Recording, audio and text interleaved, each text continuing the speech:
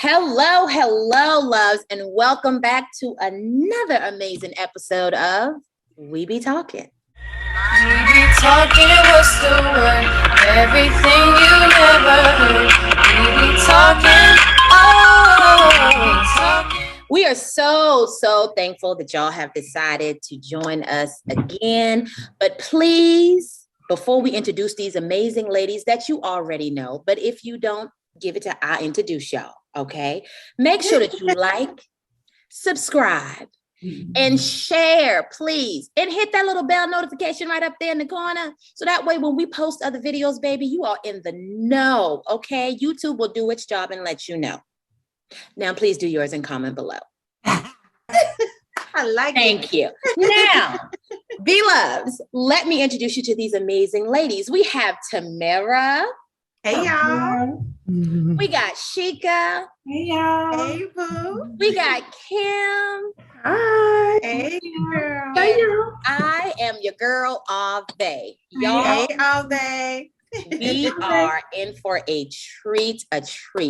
We have none other than Franklin Muhammad, and he is here again to teach you what Sesame Street could never. Okay, so Mr. Muhammad, can you let us know about the ABCDEFG spot, please? Oh my God. We went right on into this discussion, didn't we? We went right on into the G spot. And first of all, I want to thank you all, ladies, for another opportunity to be here with you all to help relationships, help individuals to really find that unique, intimate expression, to be able to share it and to be able to experience it with a partner. Mm-hmm. Yes, I know that today is we're going to talk about female anatomy. In particular, we're going to go to the G spot. At the same time, I want us to understand that without an intimate connection, it doesn't matter if you have an A spot, B spot, C spot, P spot, or D spot. It doesn't matter because that person isn't creating that connection with you, and therefore the experience is not going to be as fulfilling as it could be. Okay. So with that being said, did anyone have y'all want to add to that, or any thoughts on? I just didn't know if we had an A, P, or C spot. Oh my God! I got what you were saying. Oh, you didn't know? You didn't know? Okay. I got what you were saying though. Okay. So what I will let you all know is that there are so many spots on a woman that there's so many spots. Wow. Yeah, and we call those intervaginal erogenous zones. Okay. Right. So there is not only there a G spot. There's the clitoris. There's the G spot. There's an A spot. There's a U spot. Then there's a P spot, and then there's a deep spot. How does all of these? You said a deep spot or a deep? A deep spot. Yeah, the deep spot. So Adele knew what she was talking about. So the thing that we want to be able. Yeah. So how do all of these spots come to play? When you think about when you look at the penis, right? There's erectile tissue that causes the penis to get hard. Mm-hmm. And that's when the Y chromosome is there and causes the erectile tissue to be on the outside, right? But when it's just a female and there's an X chromosome, the erectile tissue is on the inside. Which I think is so very important that we break down these chromosomes, because for some reason, I'm sorry, but go ahead, Mr. Franklin. No, go tell me for some reason what. Nah, trust me, you don't want to go. I know exactly but my point of it is that these spots is what is the erectile tissue is in these particular areas in the vagina. And some of it is outside the vagina too. And so that's why we want to, again, I can tell you, for example, we'll talk about let's go over some of those spots right now. For example, I did mention the G spot, right, which is the Grafenberg spot, which is refers to a patch right above the vagina, right inside the vagina wall. It's right above this part of the vaginal tissue. It's located at the anterior part of the vagina wall, about 2 to 3 inches inside the vagina. So once you go in, So this. and Yeah, go that's up, not that far. it's not that far. It's not that far. And so in that, what I want Why to all look of us at did is, this? Because I Y'all did. I was watching y'all like, why are they doing that? Why are they? that ain't far at all. what was I saying? So if you can allow me to share my screen, I want to show you all the erectile, the female erectile network, where we have a lot of this erectile tissue inside the vagina. And I'll kind of share that with you real quick. And can you all see that, ladies? Sure can. Yes. You can see that right here. You can see here is the erectile tissue. And here in particular is the G spot right here, this urethral sponge, where the bladder and everything is where the urine comes out of here. And this is where a lot of times where squirting comes from. It's the same exact area where this is where this comes from. And you can see here we have the perineal sponge. This again is the erectile tissue down here at the bottom, right? And let me see what else. And we have the vestibular bulbs. Here's again a lot of erectile tissue. So when a woman gets aroused, you see the vagina, it gets like puffy. It's for this erectile tissue right here.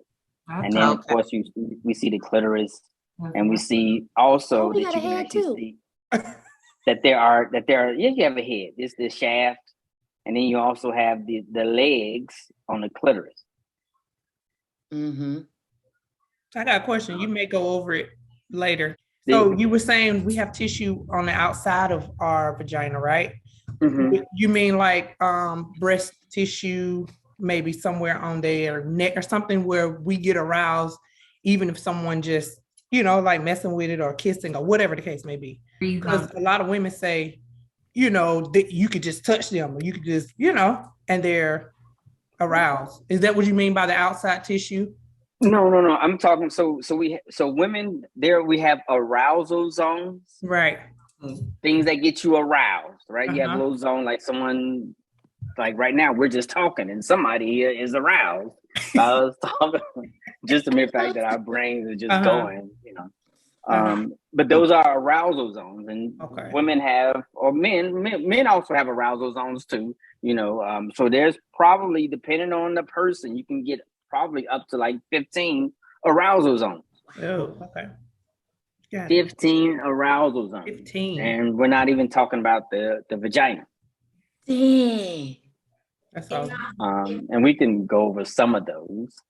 Let me see here. Arousal zone, you can include the brain. That's definitely one.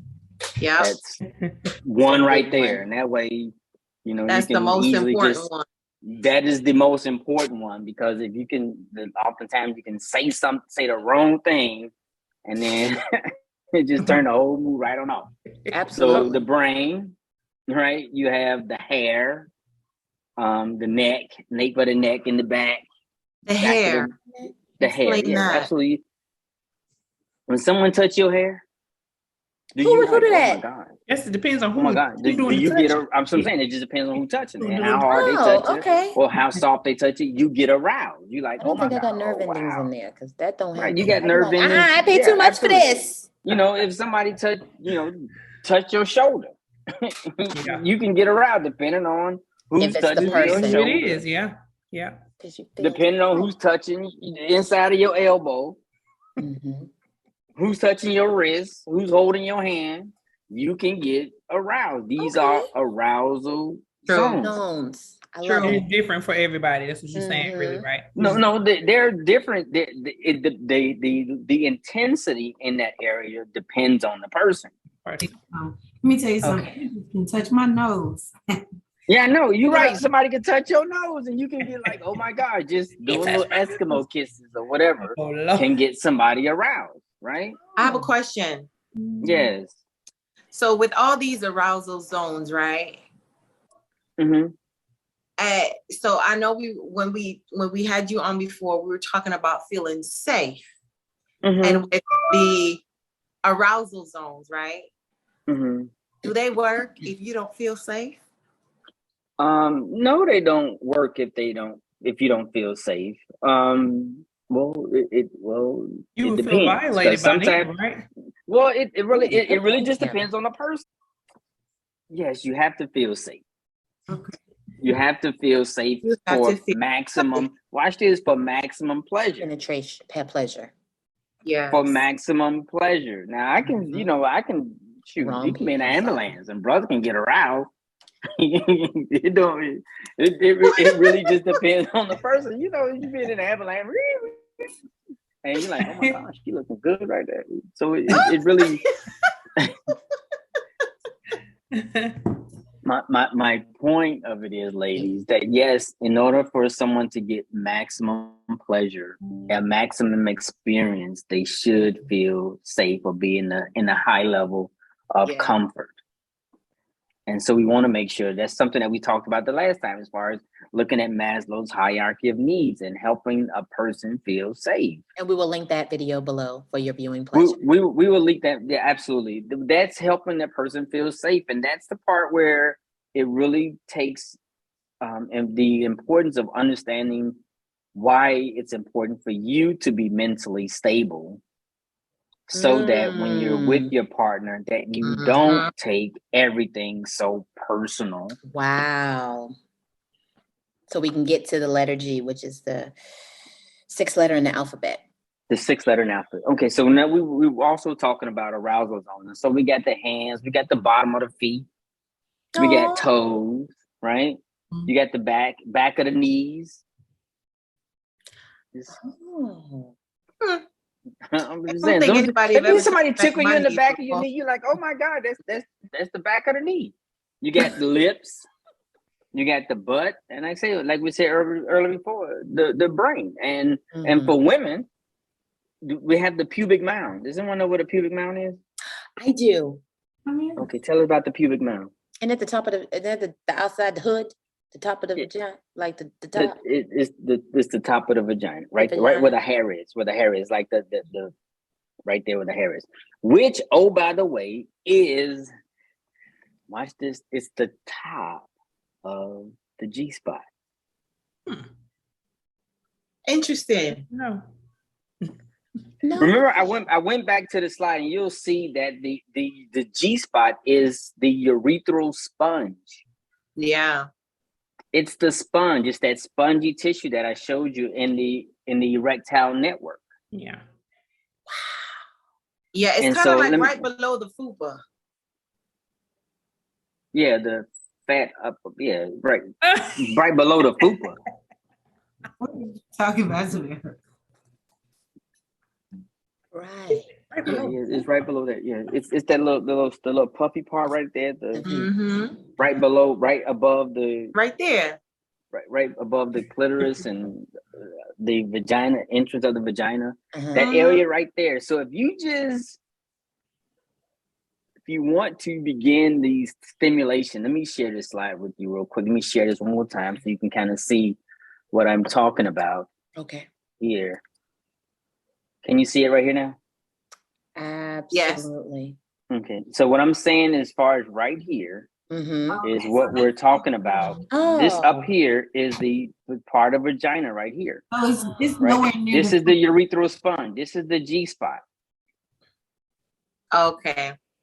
Right? That's the G spot right there. And that's what we want to be able to focus on. And we want to be able to understand that right here this is the vaginal wall. This is going into the side of the vagina, right? And this is what we want to make sure that we understand that this entire sponge. If he ain't big enough, he ain't gonna hit that sponge. No. But the thing is, it doesn't matter how big he is. I'm just right? I know. No, it doesn't matter how big he is because it's right there at the front door. I know. At the front door, Shiga. I know. It's right there. Besides, It's Chica, right there at the front door. We have come to the conclusion that size does not matter. Okay. Okay. I'm not going to interrupt no more. Okay, when y'all say size doesn't matter, it matters to some people. It does. It does, Mr. Muhammad. Size very much does matter. Right. You know, because if you go into a fast food place, you will get something to eat. And if I want a large, I want a large. I don't care if you run out of cups. I want a large. I don't want a medium. I don't want a small. I can because I wanted a large. Right. Not saying that a small wouldn't satisfy my thirst, but I want to be fully quenched. Oh my God. I don't want just a, you know. But for some people, like Ms. Tamara had explained, based on your makeup, a small may be the thing that just causes your cup to overflow. Come on now. She did. She taught us about that. And I don't think it was with your video, but she did. She taught us about that. Yeah, and so we did a whole video on it. So it really does. It's based on what the woman's makeup is. So that all correlates back to what you were saying as far as like the mound and the G-spot and the sponge and the loofah and whatever else we got up in there. The loofah. Yeah. So again, going over talking about the G-spot and this part here, depending on, let me see if I can go to another slide where I can show you all how, depending on the level of arousal, it really depends on helping someone to get aroused. Yeah. And oftentimes in these interactions, and these interactions with each other that we don't fully participate in helping each other feel safe and being allowing the opportunity for a woman to fully get aroused. And I'm going to show you in this part here where I'm going to show you how the transformation of the erectile network, how it transforms. I'm going to show this part here for you real quick. And we can look here at this one here. That's where we are right there. Share that part right there. And you can see here on the erectile network, oftentimes where you have low level arousal, medium level, and high level arousal. And you can see right now the G spot is right here in the middle, where like the bullseye. Like the bullseye, right? Like the bullseye, but it's right above. Yeah. And so we're looking at it.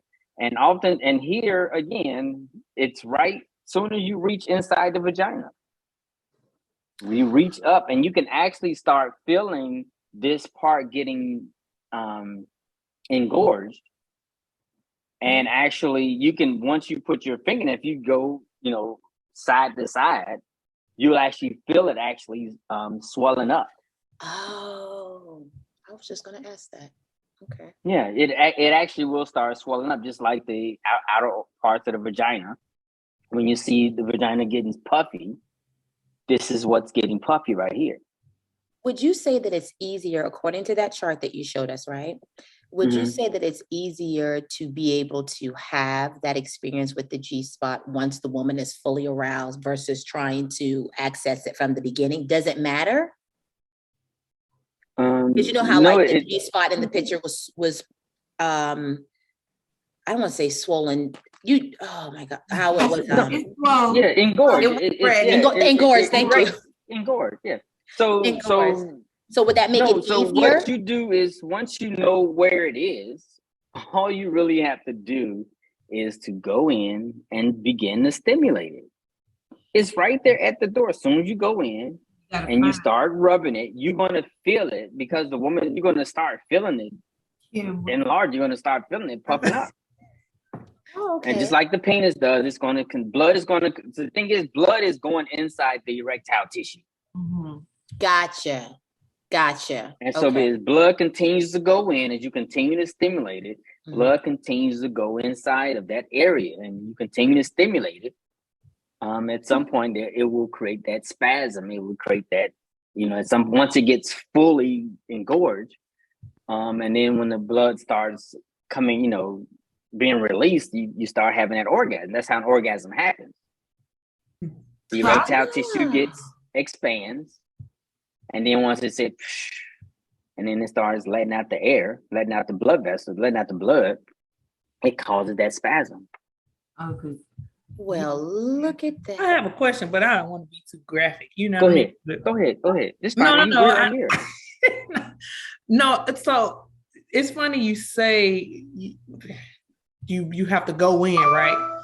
Most guys, and I know nobody on here no virgin, I don't think. But anyway, but most guys, they automatically do that. They automatically go in, right? But they don't teach that. I don't think. And like in sex, No, they don't. No, you know what I mean? No, So we how don't. do guys automatically know to go in there and stimulate with their hand? Like you just demonstrated with your hand. You know what I mean? Right. I don't think some guys know. It's just a thing But that they automatically do it though, right? They stick their hand in there because they seen it They done or just whatever. stick their hand in there. Some of Right. them don't know what they sticking their hand in to touch. They don't know. They just sticking their hand in there. You know what, Yes, Kim? that's right. I think they stick their finger in there because they think that feels good to us. Which That's what I. not always. Yeah, no, because you got nails, you got No problem. all kinds of stuff. All right, Edward Scissorhands. I know. I know. When I was young, I was sticking my finger in there so I can. Oh my Yeah. Stop there, then. So that's probably what it is then. They want to smell that. And they don't know thing. what they're looking Yeah. for. They their Right. finger, Right. they young use their boys and stuff, finger young just men, like they do the penis. bragging and oh man, I did it, Or whatever. maybe So the smell arouses them. I don't know. sometimes, but again, it's just, and that's why we also have to talk about having clean hands, Of course. having your nails well manicured because you're going Yes. inside of a female. And I mean, just for the sake of this conversation, I really want to let your listeners know and viewers know that you should not go inside of a woman unless she's highly aroused. Yes. Because you might hurt something. Just it's not might hurt something. You It will. hurts.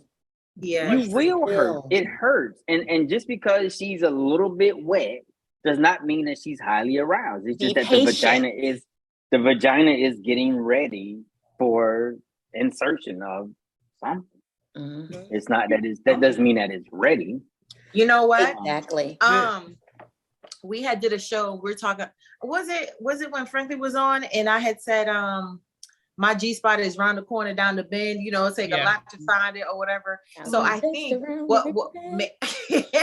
maybe that was another show. So I think now that I'm understanding the whole location and how everything works now is that I just wasn't highly aroused because it wasn't down the corner, around the bend. Right. It was right there at the door. So not being highly aroused and so what is the reason that somebody's not highly aroused when you're in, is it that get you don't pissed off? You can piss me off right now and I get down just right now. Yeah. Remember what we talked about, going back to Maslow's hierarchy of needs. And I want to bring this slide up here just so we can have that sort of discussion again. I'm going to bring it to this one here. I want to bring it up right now just so we can see we're going to bring all of this full circle right now. Okay. Yes. So we can kind of see. Please do. Help us out. What we're talking about, right? Help us out. So when we talk about this is the whole thing about intimacy, Maslow's hierarchy of needs, and emotional intimacy, cognitive intimacy, spiritual intimacy, and the different levels of arousal, right? And so when we look at, helping somebody feel safe, just by someone stopping and listening to you, somebody can get highly, slightly aroused. Yeah, they're gonna make that thing wet. Right? It will make it start feeling wet at least. Again, and having that loving and feeling belongingness, moderately aroused, emotional, having that emotional connection with somebody. Individuals can be, moderately aroused. And then when you get up to the sexual intimacy, this is why we talked about building up that connection, that somebody can get highly aroused. Oftentimes, and this is where the sexual intimacy occurs, on the highly aroused. And so what happens is, because we are not committed to helping each other feel safe, and we just get, we're chasing arousal, oftentimes the man can get jumped to arousal real quick. Mm-hmm. Whereas the woman, she hasn't gotten to that place yet. I have a question. Yes. So then is it safe to say that people that participate in the pornographic industry, most of the women are just acting pretty much, because they're not getting pretty much anything out of it other than money. You get what I'm saying? Because they're not. That's not necessarily true. The women in there, they get something out of it. I'm saying sometimes when they get like, but for the majority of the time they wouldn't though, right? Wait, what? Child, I am done. Oh my God. I am. Gosh, y'all got me in rare form. I'm like, What they getting, Franklin? Oh my, okay. Rewind and say what you said. No. Thank you for joining us today. Join us next time. But the thing is, here's the thing. Going back. The problem with pornography. Yeah. The challenge with pornography is that it's one-sided. Okay, that's what I was wondering. It's one-sided, is that it is designed to provide men with this visual pleasure. Okay. Very rarely do you see the person in the porn that they're focused on pleasing the woman. Okay. And so as you're engaged in this, in watching pornography, you have this warped perception of what it takes to have a true sexual experience. Right. Absolutely. Unrealistic. Yes. It's unrealistic. Just like when you look at a lot of the books that we look at, you rarely ever seen a book that showed you the entire vaginal your erectile network. Yeah. Some of this is the first time anybody's ever seen that. Like, oh my gosh, so you mean to tell me that if this sponge get stimulated enough that I can actually squirt through here? Is that really how that happens? Because that's where it comes from, right there, having that erectile tissue, the urethral sponge so stimulated that once you begin to orgasm in that particular area, that you can actually start squirting from that particular area. That's where it comes from. So that with the pornography, the men can mentally, visually ejaculate just by watching, and the women really gets nothing out of it. You get, like I was saying, they really get nothing out of it other than the money, because a lot of times it's just go. It ain't no make love to the women, they get something out of it. I'm telling you, choke. I'm trying to figure out what. I mean, not to choke. Don't choke me. I'm just saying, like, what are they getting out of it though? I can't see them getting anything out of it. They're getting that D out of it. Okay. It really. Yeah, I get that. I said before, it's the excitement, because again, it's the excitement oftentimes. But not really the climax though. You know what I mean? They do. They do. Yeah, they do. Because I mean, I'm not a porn watcher, so I don't really know. But how do you know that they're not getting anything out of it if you have? That's what I mean. By the way, you just broke it down. You were saying how you gotta the levels that you gotta get to. Most of the time, it's a mutual agreement. We finna put this show on. It ain't, you don't arouse me. You don't. Right. You don't make me feel safe. You don't. None of that. She's saying. And that's exactly what you're saying. Go ahead. I'm listening. Yeah, that's what I was wondering. I was trying to figure out, how do they get something out of it if none of those needs are met? They're probably not getting the full intimacy. Yeah, but they're getting something. That's a surface. Right. Right. Okay. They're not. Yeah. Go ahead. About the squirt stuff. Because I really want to know. What exactly is that coming out? If you don't mind me asking. When a man ejaculate, we know it is semen. So when a woman what is it? Milk. It's fluid.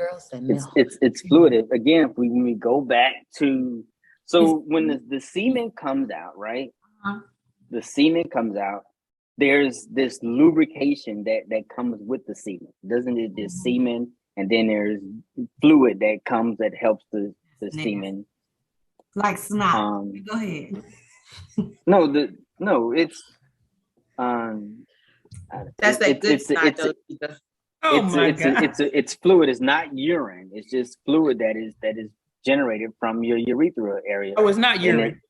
No, it is not urine. No. Oh, I heard somebody say that it was. If you listening out there, it's not urine. Okay. No, but again, so remember that when your body, again, let's look at it at again, the reproductive organs for a female is on the inside. The reproductive organs for a male is on the outside. The same thing that are still there is just that because of the Y and the X chromosome has caused them to be dispersed in different areas. The same stuff is still there. So the stuff that causes the sperm to swim, that helps it to be, in order for it to travel, to safely travel through the vaginal canal up through the. That is so good. Got any nutritional value to it? Like if someone was to. It's more like an armor of protection. It's an armor of protection, right? Because you said for the sperm. I hear. Oh yeah, I heard some stuff. Does it have any nutritional value? I'm just curious. What people does sperm have a nutritional value? Oh, sperm. I'm sorry. I thought we were talking about the women. Yes, it does have a nutritional value. What value? Do tell, Franklin. Franklin, you lying. It don't make your skin clear. Listen. Well, of course you would say that. Yes, I'm gonna say that. I gotta keep it real.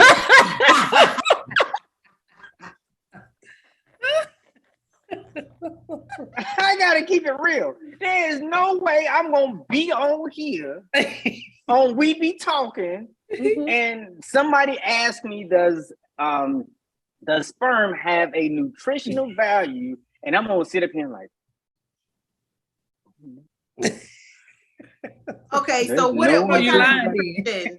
Okay, so there's calcium, there's potassium, there is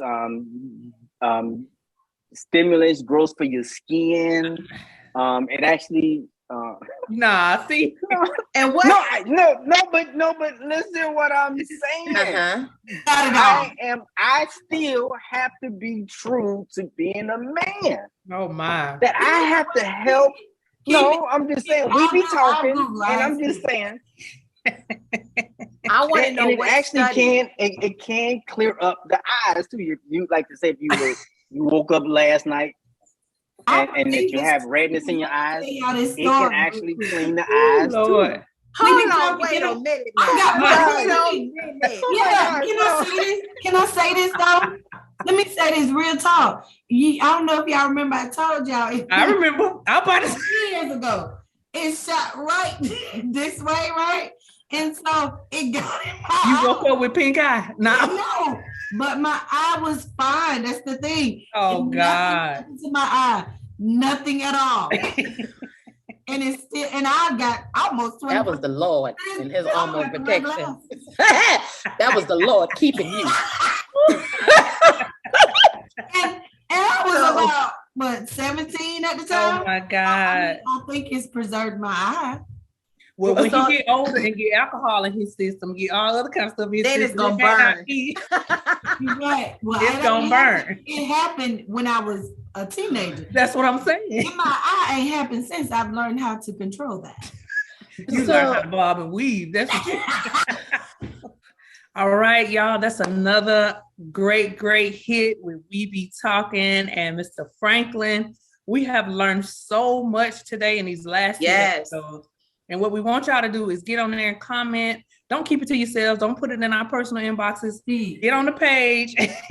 Ask your questions, no matter how embarrassing you think it is. It may be helping somebody else. I'm glad to be a part of this show and a part of this community of people that's trying to get the word out and help couples to grow and help, Black relationships, not just, any relationship, but specifically the minority relationships get to a place where we are lasting, So just tune in and ask us anything you want to ask. And we can ask him, or you can ask him personally. He has an IG page. He just put it out there. So thank you for tuning in to We Be Talking again. Please comment, subscribe, and we'll see you soon. Bye-bye. Bye. Oh, talking.